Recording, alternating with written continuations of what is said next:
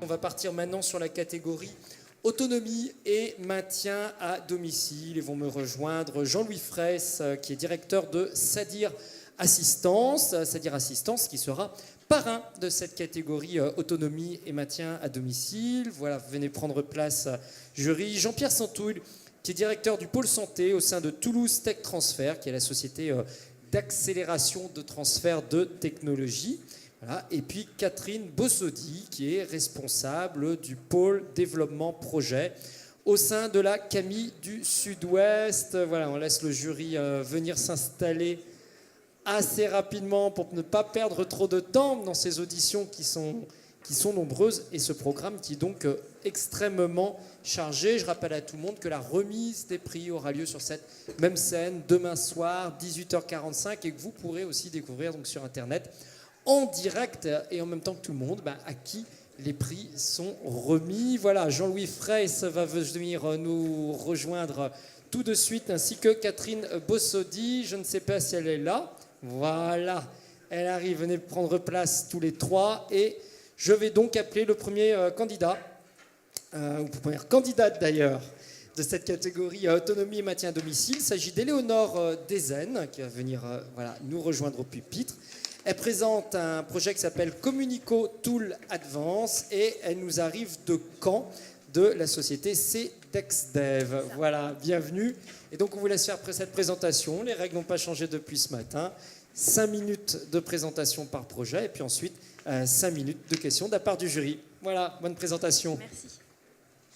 Donc bonjour à tous et merci pour cette sélection au Trophée e-santé 2014. Donc, je me présente Éléonore, directrice marketing chez CDEXDev et je vais vous présenter donc aujourd'hui Communico Tool Advance qui est un projet soutenu par CDEXDev afin d'aider à la communication des personnes souffrant de troubles permanents du langage. Donc CDEXDev, qu'est-ce que c'est ? CDEXDev, c'est une jeune start-up caennaise spécialisée dans la conception et le développement de solutions de communication non verbale qui a été créé donc, fin 2012 par Frédéric Guibé et Émilien de Sartre. Donc Frédéric en fait est le père d'une petite fille autiste et il s'est très rapidement rendu compte que la tablette tactile était pour sa fille ce que peut être, on va dire, le fauteuil roulant pour une personne touchée par un handicap moteur. Et c'est pour cette raison qu'avec Émilien, ils se sont lancés dans cette aventure et donc dans le développement de solutions de communication non verbale pour les personnes souffrant de troubles du langage. Donc, il faut savoir qu'aujourd'hui, près de 8% de la population est atteinte de troubles du langage, des troubles qui engendrent des handicaps au niveau de la communication, des interactions sociales et bien sûr au niveau de l'autonomie. Donc, pour pallier à ces différents troubles, Frédéric et Émilien se sont lancés un gros défi, fournir un outil de communication qui soit complet et accessible à toutes ces personnes en manque de besoins vitaux qui sont donc l'expression et l'autonomie.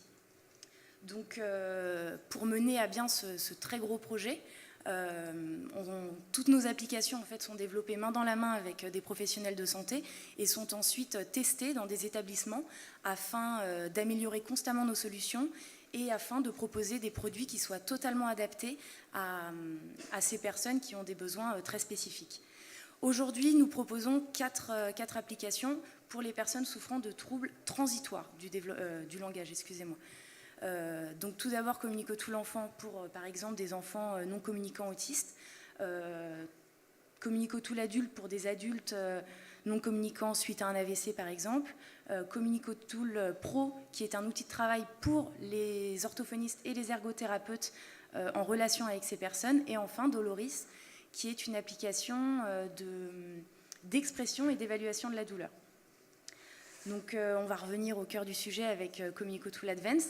Donc, contrairement aux 4 applications précédentes, Communico Tool Advance sera un produit destiné, qui a pour objectif de fournir un outil palliatif de communication à des personnes souffrant de troubles permanents du langage. Donc permanents, c'est-à-dire à des personnes qui ne retrouveront jamais le langage et qui ont donc besoin d'un outil bien plus avancé, bien plus avancé technologiquement, afin de les aider à retrouver une part d'autonomie à travers l'expression. Donc, cette fameuse avancée technologique, nous la faisons par le biais d'un algorithme complexe de génération de phrases et par une ergonomie logicielle adaptée à ces personnes. Donc, pour cela, nous avons mis en place des partenariats avec des laboratoires au niveau de l'intelligence artificielle qui est nécessaire à la constitution de phrases simples et efficaces, et également au niveau de la synthèse vocale, afin d'obtenir une synthèse vocale multilingue et donc de pouvoir fournir nos applications sur le marché francophone, mais également sur le marché anglophone. Donc, concernant la privation définitive de communication par la parole, il faut savoir que c'est souvent qu'une partie d'un polyhandicap, et c'est pour cette raison, que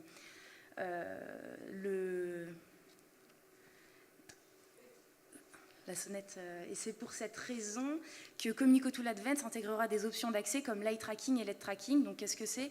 C'est piloter l'application à partir des mouvements de la tête et des mouvements des yeux. Donc on va prendre rapidement l'exemple d'une personne atteinte de la maladie de Charcot, qui est une maladie neurologique qui est caractérisée par la dégénérescence des neurones moteurs. Et cette personne pourra donc utiliser notre application et y ajouter des options en fonction de ses besoins qui sont liés à l'évolution de sa maladie. C'est-à-dire, cette personne, lorsqu'elle n'aura plus l'usage de ses mains, elle pourra y ajouter les options d'eye tracking et d'head tracking afin de pouvoir continuer à utiliser cette application tout au long de sa vie. Donc voilà, pour conclure, toutes ces briques logicielles en fait, sont donc une innovation au service de ces personnes qui leur permettra de retrouver une certaine autonomie à travers l'expression. Voilà, merci à tous.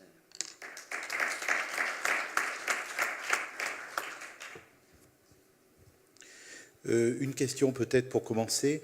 Donc vos solutions qui existent actuellement sont reconnues, j'imagine. Vous en avez vendu combien ? Quelle est la satisfaction des gens qui les utilisent ? Et quel sera votre circuit de distribution ? Alors aujourd'hui, nos applications en fait, sont disponibles uniquement sur iPad. Donc c'est-à-dire elles sont vendues sur l'Apple Store. Donc l'entreprise a été créée il y a 1 an et demi. On a commencé les ventes il y a un peu moins d'1 an. Et on fait la moitié, on va dire 30% de nos ventes sur le marché nord-américain. Parce qu'au départ, en fait, on était parti uniquement. La première application, c'est Communico Tool Enfant et l'autisme, qui était vraiment destiné pour les enfants autistes. Et l'autisme sur le continent nord-américain est pris en compte différemment qu'en France. Et le public nord-américain était donc plus réceptif à nos applications. Et donc pour le moment, c'est uniquement sur l'Apple Store. On est en train de les développer sous Android, mais on vend également nos applications directement à des instituts, à des IME, à des hôpitaux. Et voilà. Pour poursuivre la question économique, quel est le prix de l'application actuellement ? Alors aujourd'hui, l'application Communico Tool Enfant est à 30 €. Et après, il faut savoir que c'est comme quand vous achetez une application sur votre iPhone, il y a des mises à jour régulièrement. Et après, toutes ces mises à jour en fait, sont gratuites. Et donc c'est 30 € au départ. Et nous, l'objectif, c'est vraiment d'améliorer nos produits et de fournir des applications qui répondent réellement aux besoins du public. Et c'est pour cette raison qu'on met à jour très régulièrement ces applications. Et donc voilà, c'est 30 €. Et après, là, on va sortir une application le 15 juillet qui, elle, sera vraiment destinée uniquement à la communication. Ce sera vraiment juste... parce que là, pour le moment, c'est communication. Notre application est composée de différents modules. Et là, on va faire vraiment une application qui sera destinée uniquement à la communication. D'accord, donc c'est un prix très acceptable. Ah oui, très acceptable. Contrairement à... Et une question technique, l'eye tracking et head tracking, oui. Je comprends qu'on peut saisir donc, par le clavier les phrases que l'on veut faire, ou bien utiliser les yeux ou la tête. Alors pour, en fait, l'eye tracking et l'head tracking, c'est voilà, avec votre tablette, si vous voulez faire quoi que ce soit, vous gérez, vous pilotez votre outil avec le doigt. Et l'eye tracking et l'head tracking, vous n'avez pas besoin en fait de votre main pour la manipuler en fait. Donc après la constitution de phrases, ça c'est plus la synthèse vocale qui fait ça, avec tout l'algorithme qu'on met en place derrière, qui va permettre vraiment de construire des phrases de manière très simple et qui petit à petit va en fait s'habituer à l'utilisateur, qui va comprendre l'utilisateur et qui sera en fonction de l'environnement dans lequel l'utilisateur sera, qui sera amené à lui fournir des phrases toutes faites pour qu'il puisse les utiliser. Donc, voilà. Dans le cadre de votre écrit, vous avez parlé de la MDPH concernant l'impact économique. Est-ce que vous pourriez revenir sur ce point et nous expliquer en quoi la MDPH peut jouer un rôle à ce niveau ? Alors en fait, on était parti sur l'exemple de la maladie de Charcot, donc qui est la sclérose latérale amyotrophique. C'est une maladie, je suppose que vous le savez, où petit à petit le malade perd l'usage de tous ses membres. Et aujourd'hui, un malade qui est atteint de la maladie de Charcot va aller voir la MDPH pour avoir un premier outil. Lorsqu'il n'aura plus l'usage de ses mains, il devra refaire une demande à la MDPH pour avoir un second outil qu'il a, pour vraiment répondre à ses besoins à chaque fois. Et nous, l'avantage de cet outil, c'est vraiment pour la MDPH, déjà, c'est quand même plus simple, c'est de fournir un outil unique au patient. Il pourra y ajouter des options au fur et à mesure. Ce qui signifie qu'à ce jour, vous travaillez déjà avec la MDPH sur le déploiement de votre expérimentation ? Alors en fait, on travaille avec la MDPH surtout pour Communico Tout l'enfant, mais même pour les autres applications. Mais au départ, comme je vous l'ai dit tout à l'heure, en fait, un des 2 fondateurs de CTexDev est le père d'une petite fille autiste. Donc avant de créer cette entreprise, il était déjà en relation avec la MDPH pour sa fille. Et donc ça lui a permis d'amorcer le projet pour Communico Tout l'enfant et donc après par la suite pour nos autres applications. Donc, voilà. La prestation de compensation aujourd'hui permet de financer dans certaines situations, certaines applications de votre projet ? Alors aujourd'hui avec la MDPH, en fait, ce qui se passe aujourd'hui, ce qui est très difficile à mettre en place, c'est qu'il y a l'achat de l'iPad, parce qu'aujourd'hui nos applications sont pas sous Android, et donc rembourser un iPad, c'est pas toujours évident. Et après, l'application 30 €, c'est pas excessif, mais c'est vrai que c'est pas évident de mettre en place toute cette démarche. Et puis après, il n'y a pas une MDPH nationale entre guillemets, c'est chaque région et département, oui, excusez-moi. Une ou 2 dernières questions éventuellement du jury. Vous avez toutes les réponses, Jean-Louis Fraisse. Moi, je voulais savoir comment votre système a été validé. La satisfaction patient peut-être, mais des équipes médicales, des ergos, Alors, on travaille avec énormément d'ergothérapeutes, d'orthophonistes, de médecins spécialisés dans l'autisme. Et pour Communico Tout l'Advance, en fait, le projet va réellement être amorcé en septembre, car on a une doctorante en linguistique informatique qui va nous aider en fait à préparer tout ce projet. Et après, toutes nos applications on voit énormément de professionnels de santé pour pouvoir leur demander leur avis, ce qui va pas, ce qu'il faudrait améliorer, modifier, voilà. Merci Éléonore Désigne de cette présentation donc de cet outil Communico Tout l'Advance qui est développé par cette start-up de Caen, en Normandie, c'est TextDev. Merci de cette présentation.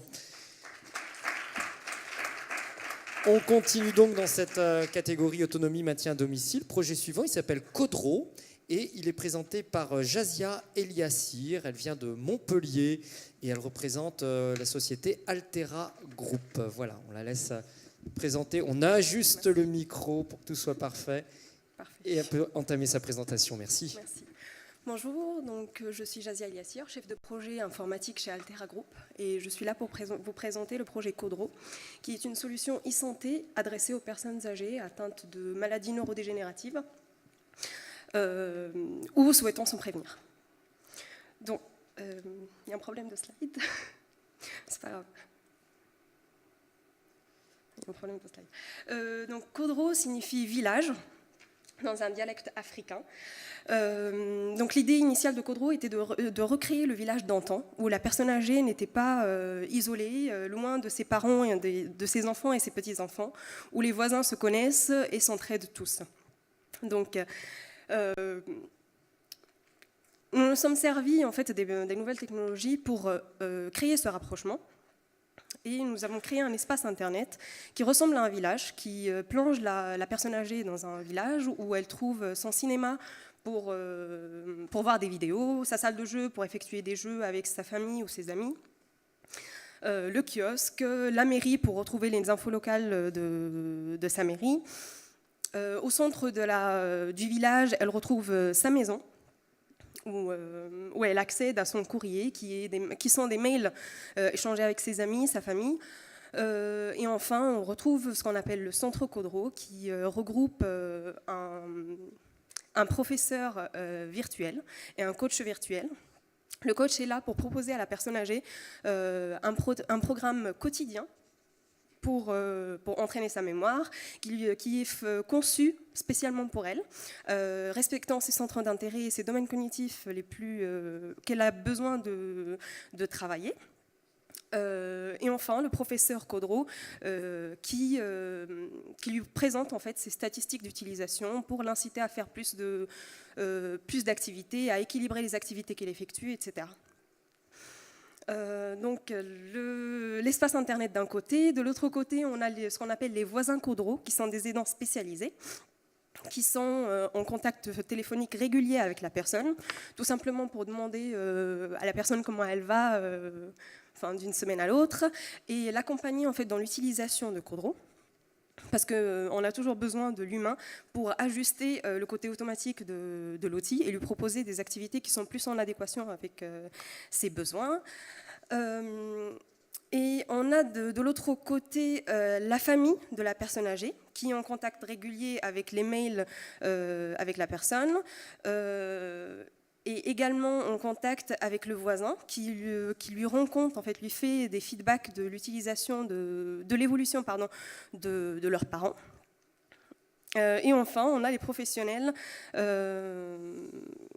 des structures qui accueillent les personnes âgées ou des sociétés d'aide à domicile qui, eux, on leur propose en fait des outils pour améliorer leurs services. Donc là, ça arrive ma slide.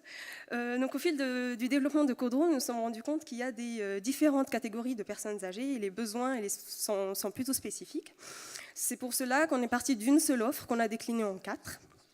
Donc, nous retrouvons Kodro Solutions, qui est une solution proposée aux personnes âgées autonomes, qui ont besoin uniquement de prévenir les maladies neurodégénératives.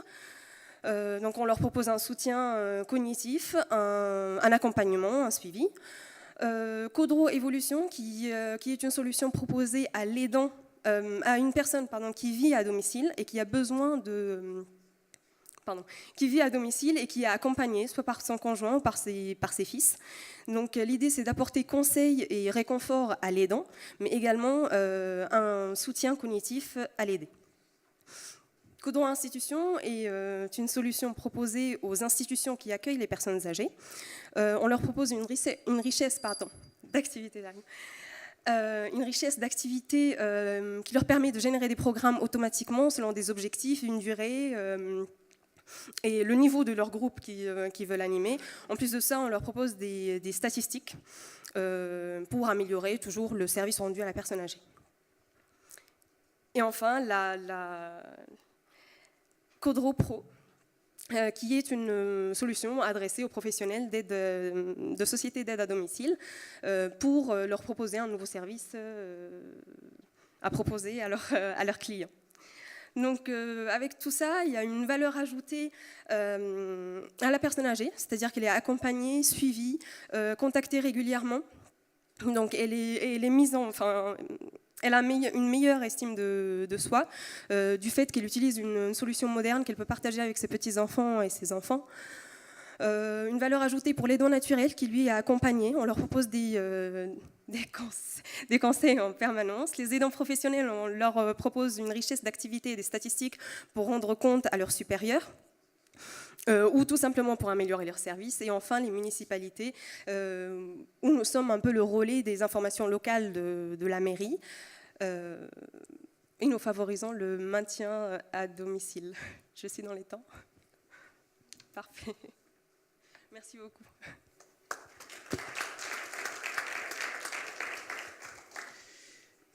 Merci pour votre présentation. Vous nous dites que votre système est muni d'un moteur intelligent qui permet de comprendre l'évolution de la maladie. Ça, c'est fait comment? C'est validé par qui? Parce qu'on est sur des choses très sensibles quand on explique cela. Oui, c'est pas tout à fait le contrôle de l'évolution de la maladie. En fait, la personne, quand elle s'inscrit à Codro, on lui fait passer un test qui est validé par une équipe médicale qui est inspiré du test MMSE, je ne sais pas si vous connaissez, mais c'est un test qui permet de diagnostiquer la maladie. Donc il est inspiré de ce test et il est fait de manière automatique, c'est-à-dire la personne peut le faire chez elle en toute autonomie. Et ensuite, en fait, on calibre juste, on a une idée du niveau de la personne, c'est-à-dire elle est de niveau faible, moyen ou fort. Et en fonction de ça, l'outil, en fait, il lui propose juste un ajustement des domaines cognitifs qu'elle a besoin de travailler. On ne suit pas l'évolution de la maladie, mais on est toujours dans la prévention, en fait. Je ne sais pas si je suis claire. Donc, comme je vous disais, il y a plusieurs solutions, et plus pour la solution qui est Codro Institution. En fait, on se base sur le MMSE pour définir le niveau faible, fort ou moyen, pour donner, c'est l'animateur qui juge en fait des activités si elles sont plutôt dures ou plutôt en adéquation avec le niveau de leur groupe, mais nous on lui donne juste une idée pour ajuster son programme. Donc on n'est pas vraiment dans... À plusieurs reprises, vous faites état effectivement que ce projet pourrait permettre à la personne de conserver sa dignité, son bien-être, etc. Comment est-ce que, au travers de cette démarche, vous avez pu mesurer cet impact-là, si ça a été possible, et en quoi, justement, votre projet permet ça?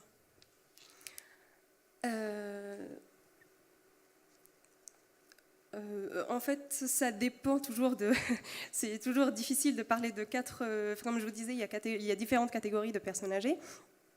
Mais déjà, le fait d'utiliser un outil moderne, ça les rapproche beaucoup de leurs parents. On a des utilisateurs qui sont sur Marseillan et qui commencent à être, je ne dirais pas addicts parce que c'est plutôt péjoratif, mais qui commencent vraiment à partager une passion avec leurs petits-enfants en jouant à des jeux avec eux.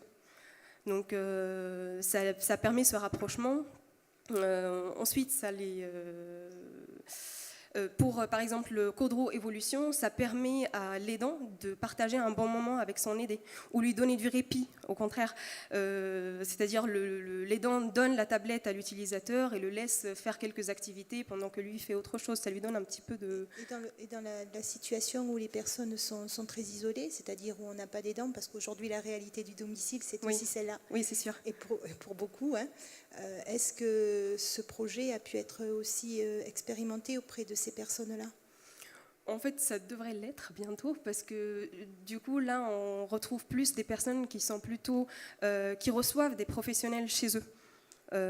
C'est-à-dire que la femme de ménage passe faire le ménage de temps en temps et du coup la proposition qu'on fait sur ce point, c'est le professionnel arrive chez la personne âgée, il dépose si la personne est complètement autonome, il dépose la tablette qui est en semi-connecté, c'est-à-dire que si la personne n'a pas le Wi-Fi chez elle par exemple, il dépose juste la tablette, il la laisse faire son petit programme du jour et il repart avec la tablette à la fin de sa prestation.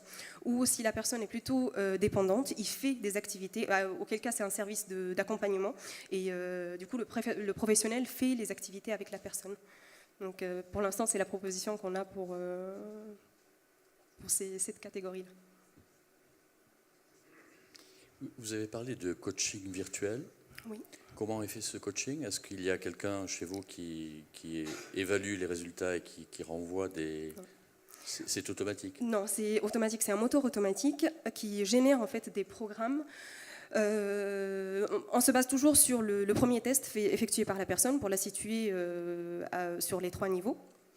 Et ensuite, en fait, en fonction de l'utilisation de la personne, on lui propose des domaines cognitifs qu'elle doit travailler. C'est-à-dire que si elle est de niveau, par exemple, fort, on sait qu'elle doit travailler tous les domaines cognitifs de manière équilibrée.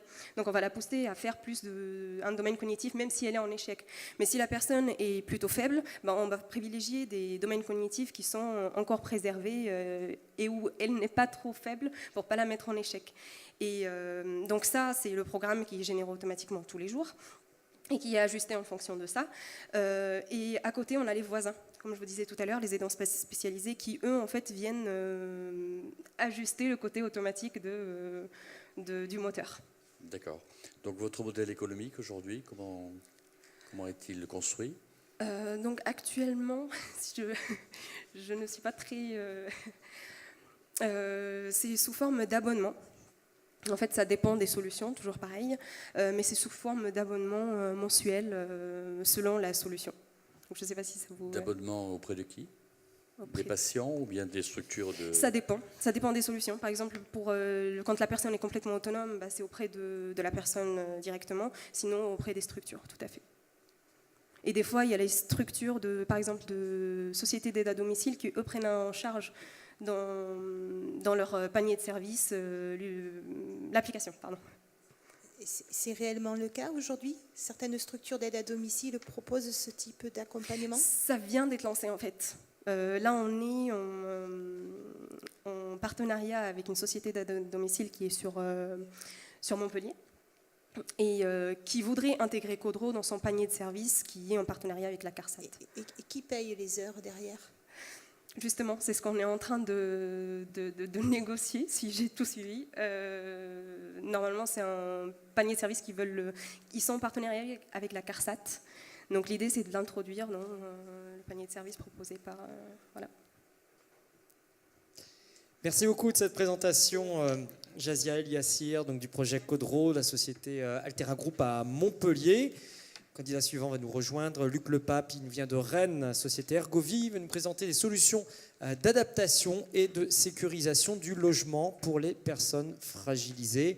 Voilà, je rappelle à tous que vous avez donc la possibilité de voter en direct pour le projet qui vous séduit le plus, et je rappelle aussi à tous que vous pourrez retrouver jusqu'à demain la totalité des interventions, des présentations de chaque projet. Vous avez juste à cliquer sur le nom de la personne, le nom de projet, dès ce soir 17h pour revoir une intervention ou une autre qui vous aurait interpellé. Voilà, j'ai cette présentation. Donc. Il y a eu un petit problème dans les flyers envoyés. Oui, donc je me présente, je suis Monsieur Lepape de la société Ergovie. Ergovie est une société qui est implantée en Bretagne depuis 25 ans et dont le cœur d'activité est l'intégration de solutions d'autonomie pour des personnes en situation de grand handicap à partir de fauteuils roulants électriques. On suit actuellement 2000 fauteuils électriques sur la Bretagne, mais je précise bien dans des situations de handicap lourd. Pour autant, tous ces fauteuils ne sont pas adaptés complètement et ne gèrent pas toute la domotique. Qu'est-ce qui nous arrive là? Attendez, ne gèrent pas toute la domotique familiale de la maison. Cette expertise que nous avons a fait que nous avons été confrontés depuis 3 à 4 ans à des demandes émanant de personnes pour des services d'hospitalisation à domicile. Alors, notre cœur de métier est le maintien à domicile, une demande sur l'hospitalisation à domicile.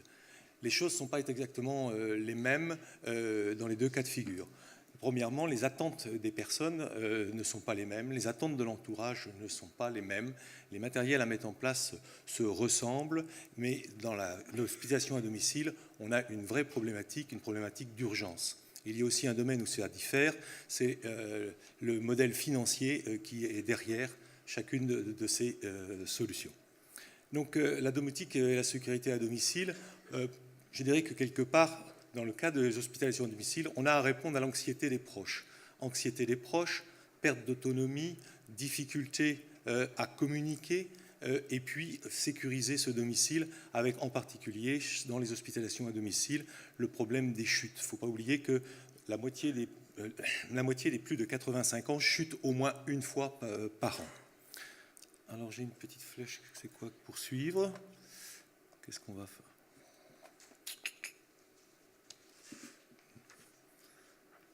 Alors, attendez, je suis désolé. Je vais faire sans si on continue. Voilà. Donc, nous avions l'habitude, nous, de mettre en place des solutions classiques. Ces solutions classiques reposent sur l'utilisation de télécommandes spécialisées, des contrôles simplifiés des équipements du logement, des communications avec les proches, et puis des ouvertures de portes, tout ce qui tourne autour de la domotisation. Ces solutions, on les connaît bien. Mais ces solutions sont souvent propriétaires et ont souvent du mal à communiquer entre elles. Alors certes, nous avions, nous, développé des solutions autour du fauteuil roulant, mais électrique, mais dans l'hospitalisation à domicile, on n'est pas en présence, dans la majorité des cas, de fauteuils roulants et de ce type d'équipement. Nous avons donc cherché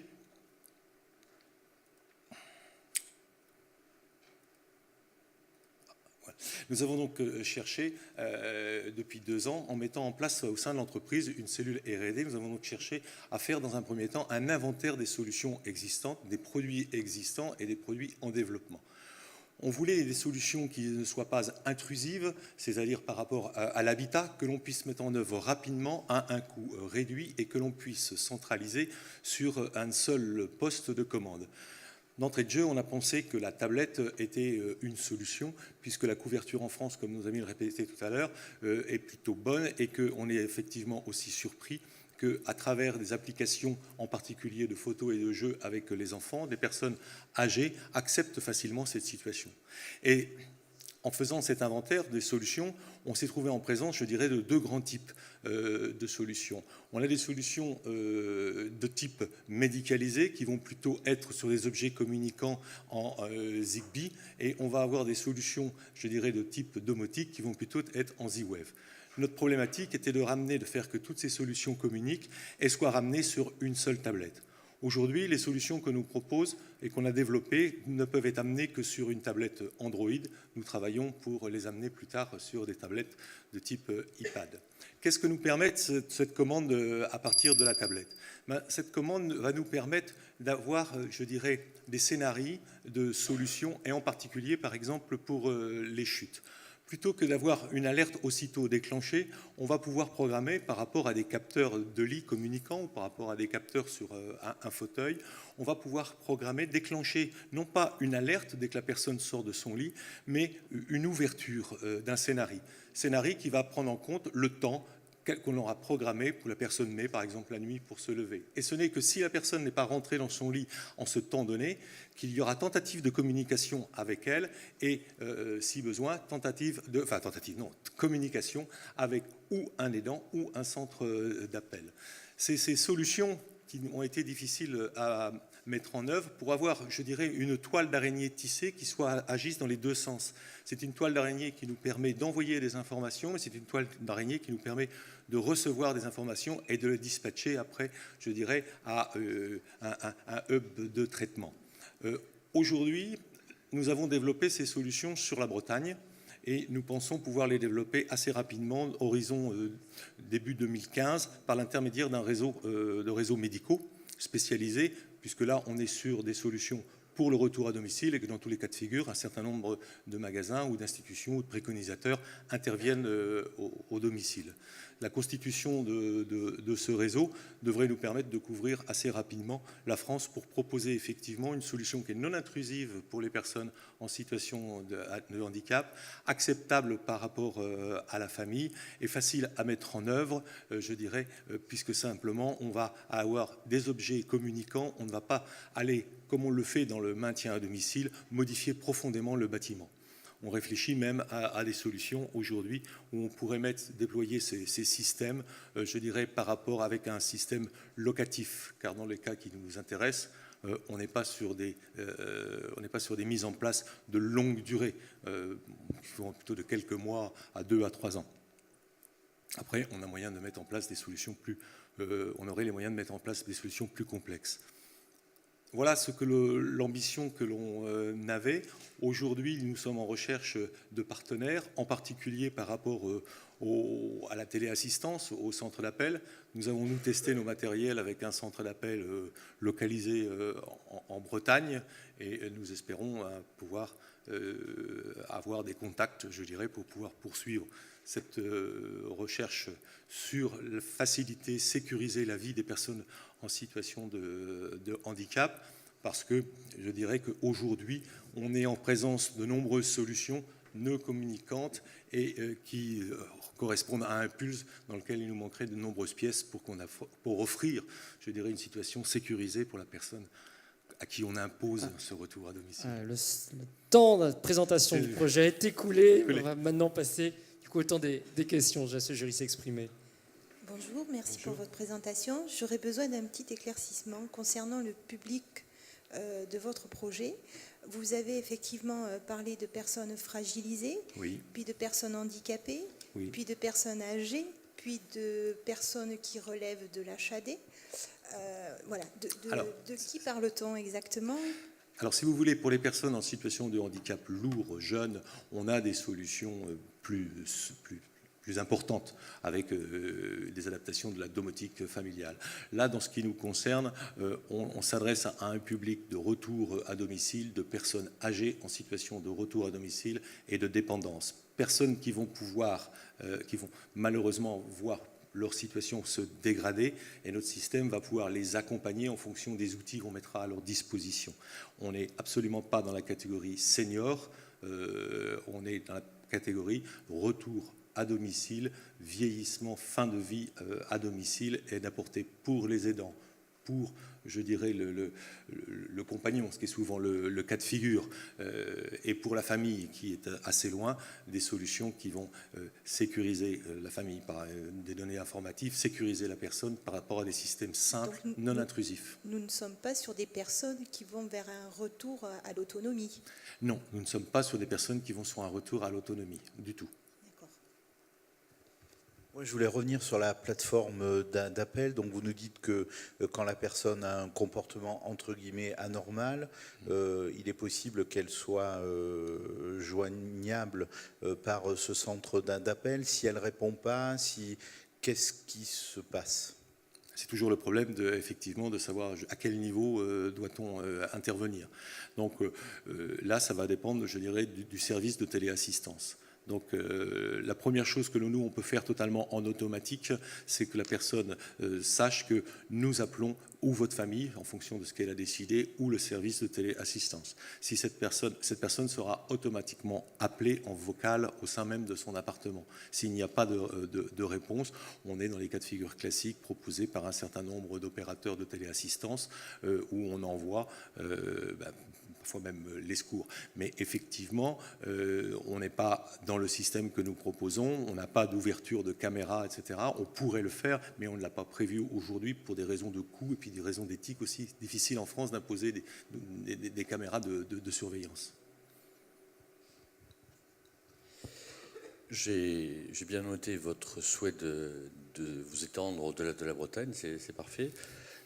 Quel est l'avantage aujourd'hui de votre offre par rapport à des opérateurs parfois importants en domotique ? Quel est votre avantage concurrentiel ? Aujourd'hui, on n'a pas aujourd'hui de rassemblement, si vous voulez, de tous les appareils sur une seule tablette. Aujourd'hui, on a des systèmes totalement fiables, périns, mais qui vont ou s'occuper de téléassistance ou de domotique, mais qui ne vont pas tout ramener sur la tablette. On se retrouve aujourd'hui dans la situation où on était il y a une vingtaine d'années, quand on avait tous plusieurs télécommandes sur notre table pour commander nos appareils. Donc, il est très difficile de faire communiquer certains systèmes entre eux, déjà dans une même norme, très difficile, puisque certains ont leurs normes, mais elles restent fermées. Donc ce que nous avons fait, nous, c'est effectivement qu'on a réussi, par rapport à une petite cellule recherche et développement qu'on a créée il y a 3 ans avec un ingénieur en domotique santé, on a non pas été brisé des codes, mais on a trouvé des appareils pour lesquels on peut communiquer autour de 2 grands systèmes, le Zigbee et le Z-Wave. Quel est le coût de ces solutions et qui les paye ? Alors le coût des solutions est variable en fonction, bien sûr, de l'étendue de la demande, globalement entre 500 € et 2000 €. pour avoir un système totalement de prise en charge d'un certain nombre de domotiques, de scénarios, de surveillance. Voilà. Et bien, qui les paye aujourd'hui? On n'a pas un modèle financier comme on peut l'avoir dans la situation de maintien à domicile de personnes en situation de handicap via les MDPH, comme on l'évoquait tout à l'heure. Ça va dépendre aussi parfois des départements, des aides qui peuvent être données en complément de la prise en charge de la téléassistance, mais autrement c'est la personne elle-même, oui. Et donc c'est 500 € jusqu'à 2000 €. À cela se rajoute, j'imagine, en termes de maintien à domicile, puisque nous sommes sur des personnes âgées qui sont plus ou moins lourdement dépendantes, au regard de la définition du profil de public que vous nous avez décrite. Donc il y a tout le système maintien à domicile. Absolument. En plus à financer. Et en quoi cela constitue, j'allais dire, une possibilité moins onéreuse que la maison de retraite, puisque c'est ce que vous nous dites dans l'écrit. Est-ce que vous avez pu faire des comparatifs à ce niveau-là entre maintien à domicile? Vous avez parlé de fin de vie, de personnes qui sont quand même lourdement dépendantes. En rajoutant en plus votre solution, on arrive quand même à des tarifs, j'allais dire, autour peut-être de 3 000 voire 4 000 € par mois. Ah non, je ne parle pas par mois. Non, nous on est sur l'achat du matériel. Sur l'achat du matériel, oui. Et après en termes de maintenance. Donc on a un achat de matériel qui vaut entre 500 et 2 000 € en fonction de l'étendue de la position de ce matériel. C'est en cela, on n'est pas dans une forme locative. Alors on réfléchit à la mise en place d'une forme locative de ces matériels, en particulier pour certains retours à domicile que l'on sait très courts, comme on l'évoquait tout à l'heure, les SLA. L'avantage que l'on a en même temps, c'est qu'on va avoir tout, on recentre tout sur une seule tablette, c'est-à-dire que des systèmes complémentaires comme celui qu'on évoquait tout à l'heure sur la communication revient sur la même tablette, c'est-à-dire que la personne, son environnement virtuel, sa possibilité de commander, sa possibilité de communiquer avec l'extérieur est ramenée sur un seul module. Ceci étant, est-ce que vous avez pu faire un comparatif? Non, je ne l'ai pas fait parce que si vous voulez, dans nos solutions, on n'a pas de coût humain. Ce qui coûte cher dans l'hospitalisation à domicile, c'est les coûts humains par rapport aux services mis en place. Et c'est très variable en fonction des départements et les prises en charge, là aussi, sont assez variables. Notre système vient juste en appoint. C'est vrai qu'il offre un avantage par rapport à la famille. On peut déployer, et on va commencer à le faire avec certaines maisons, ce système dans les maisons de retraite, justement parce qu'il n'est pas invasif. Donc sur certaines chambres, on va pouvoir, en quelques prises de courant, puisque c'est surtout ce qui nous sert, aller mettre un système en place avec une tablette. Ça vient compléter toute la gamme de ce que commencent à offrir aujourd'hui les maisons de retraite. Merci beaucoup, Luc Lepape, pour cette présentation. Société rennaise, Ergovie. Et on va accueillir dans la foulée le dernier candidat de cette catégorie, donc autonomie et maintien à domicile. Il s'agit de M. Jean-Pierre Mayer. Et vient nous présenter, je le vois arriver, une prothèse proactive de genou pour amputé transfémoral. Il représente la société Millinav à Ramonville. Voilà, on va le laisser faire sa présentation. Donc toujours le même principe, 5 minutes de présentation et 5 minutes de questions du jury. Bonjour. Alors, je vais vous parler d'une prothèse pour amputé transfémoral. Alors, ce sont des personnes qui sont amputées au-dessus du genou, à ce niveau-là. Ce projet a été développé dans le cadre de notre société, qui est une société essentiellement tournée vers l'aéronautique, puisque nous sommes sous-traitants du secteur aéronautique.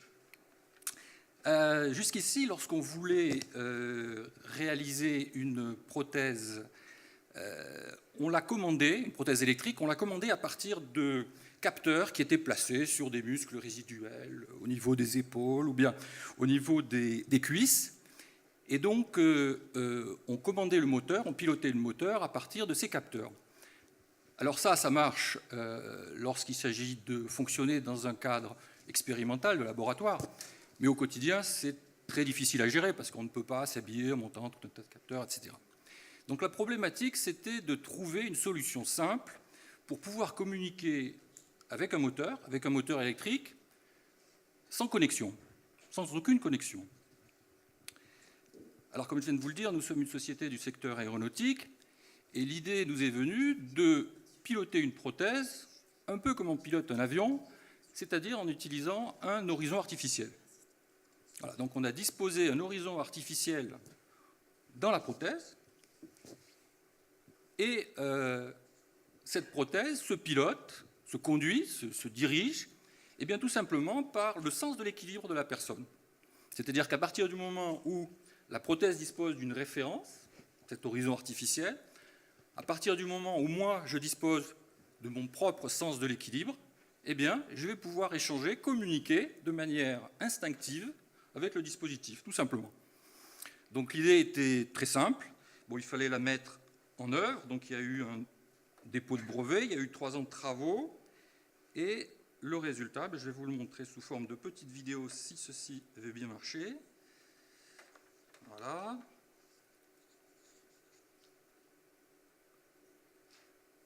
Voilà, ici donc, on a une personne qui marche avec ce type de prothèse.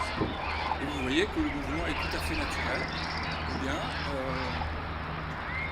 la prothèse qui est un robot, en fait, c'est un robot électrique, va simplement s'intégrer au schéma corporel et la personne va retrouver une démarche tout à fait naturelle, tout à fait normale de la marche. Voilà. Et donc on peut communiquer effectivement avec ce type de machine. C'est une machine, c'est un robot, je vais vous dire. Simplement, en effectuant un geste qui est un geste spontané, naturel. Alors, si je peux revenir sur ce transparent. Donc, à partir de là, les différents travaux ont nécessité 3 ans de recherche, néanmoins. Ce que je vous ai montré, c'est un projet qui a démarré en 2011, qui s'est achevé, enfin, pas qui n'est pas achevé, qui est en cours de développement, mais la vidéo a été tournée au début de cette année. Et là, je vous présente finalement l'avenir du projet, ce qui sera dans 3 ans.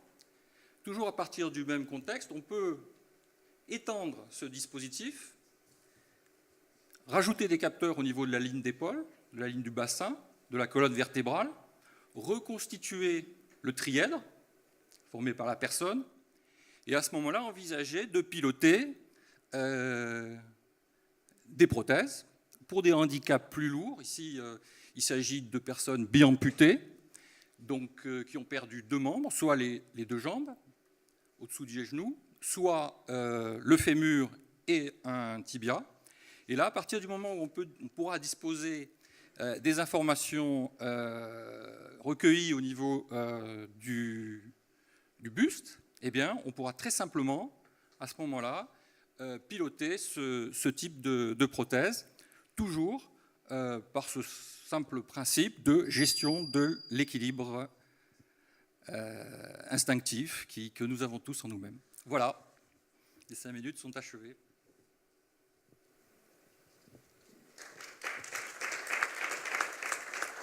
Si vous avez des questions.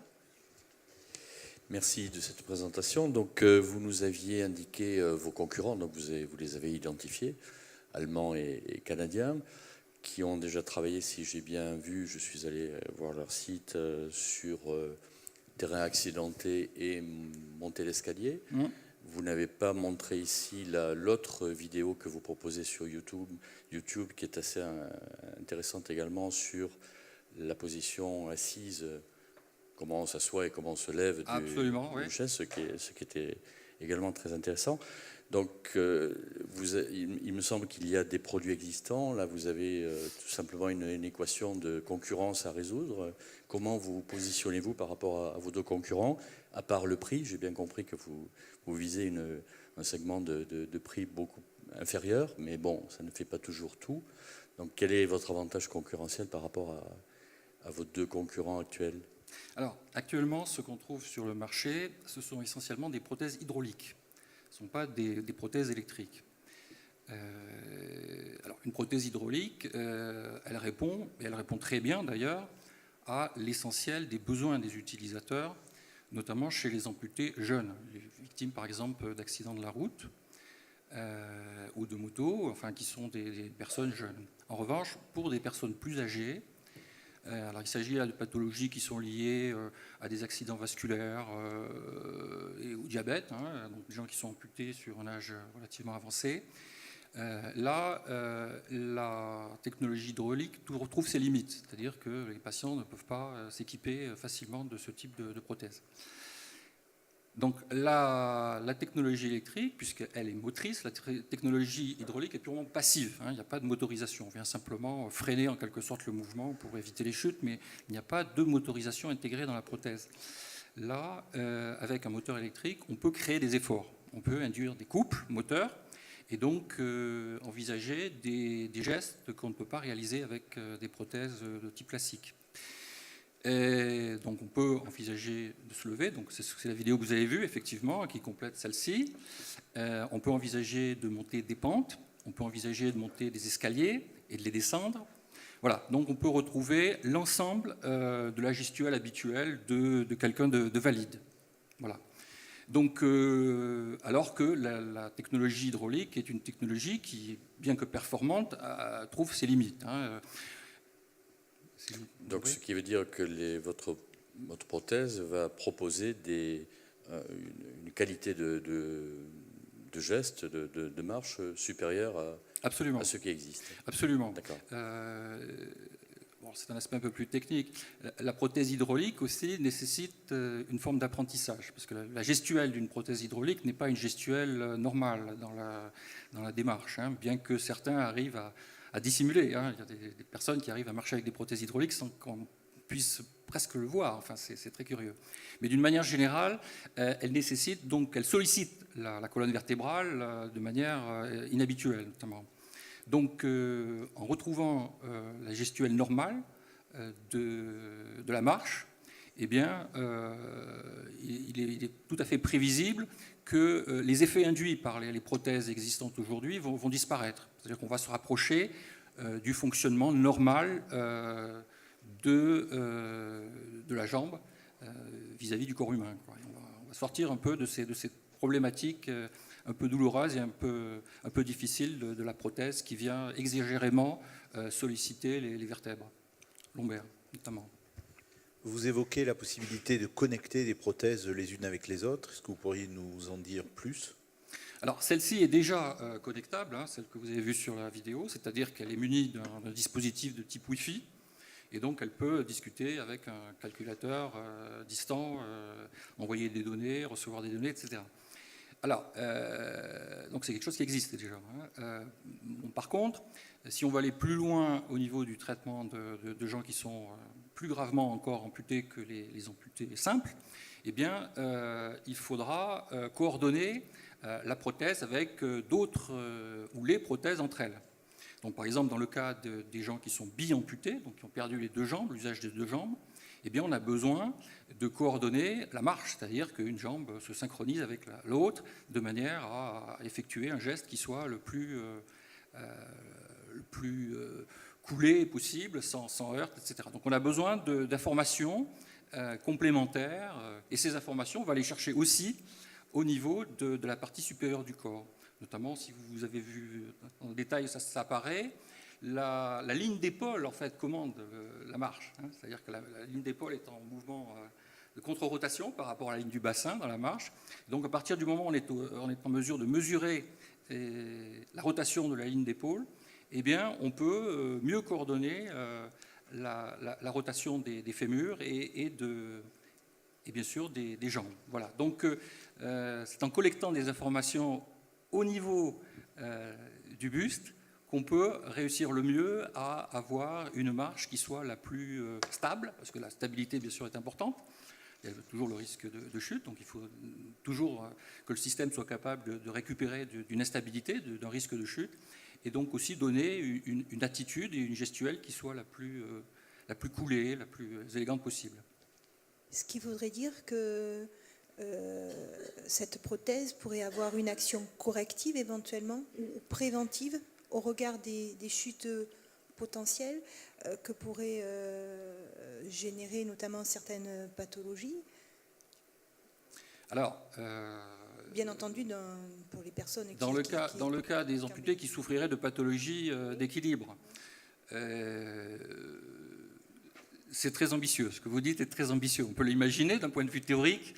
Après, dans le cadre de la réalisation, je pense qu'il faudrait disposer déjà de plusieurs longues années de validation de ce type de concept parce que c'est un concept qui est nouveau, vous avez compris, que c'est un concept qui est très récent, hein, 3 ans pour un concept nouveau, c'est rien. Donc il y a de longues années de validation, d'expérimentation, de compréhension, d'interaction avec l'humain. Donc tout ça, ça prend du temps, voilà. Merci beaucoup. On peut applaudir, remercier Jean-Pierre Meyer de cette présentation de prothèse, donc, qui venait de Ramonville.